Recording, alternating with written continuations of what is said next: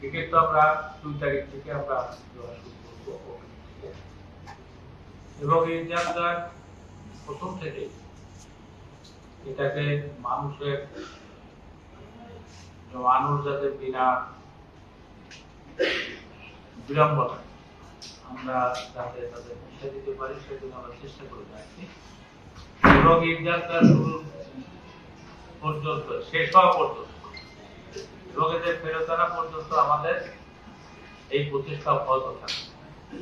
একটা ব্যাপারে আমরা টিকিটের যে কালোবাজারি এটা আমরা অনেকটা সফলভাবে নিয়ন্ত্রণ করতে পারি। একেবারে দেখেছে এটা আমরা বলবো না। আমরা যে ট্রেনগুলি আন্তনগর ট্রেন অন্যান্য যে লোকাল ট্রেন আছে সবকিছু দিয়ে আমাদের অনেকগুলো ট্রেন চলাচলের ব্যবস্থা একটা অনুরোধ আপনাদের কাছে আপনারা জনগণকে এই বার্তাটা দেবেন যে টিকিট কালোবাজারিদের কাছ থেকে যেন টিকিট না আসে। অনলাইন আছে আমরা টিকিটের ব্যবস্থা করব এবং একটা জিনিস গতবারে আমাদের যে কিছু একটা যতটুকু বদনাম হয়েছে সেটা হলো প্রাইভেট ট্রেন গুলো টিকিট তারা শেষ ডেস্টিনেশন পর্যন্ত এটা টিকিট দিতে বাধ্য করছে এগুলো এবার আমরা বন্ধ করে দেব। যে স্টেশনে যাবে সেই স্টেশনের টিকিট তারা কাটবে।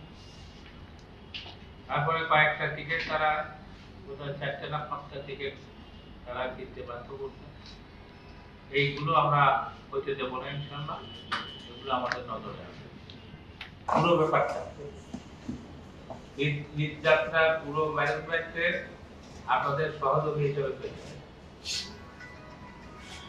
দেখবেন যে ছাদে মানুষ যায় এটা তো খুব রিস্কি। যে কোনো সময় একটা অ্যাক্সিডেন্ট হইতে পারে। আমাদের যেমন আমাদের এলাকায় চন্দনা নদীর উপরে একটা ব্রিজ আছে, ব্রিজের পাশে 2টা ফিডার আছে, মানে ট্রেন দিয়ে আপনার ট্রেনের এই এটা কি বলে হ্যাঁ হ্যাঁ না এই আপনার ট্রেন লাইনের যে রেল এটা দিয়ে আপনার পাশে 2টা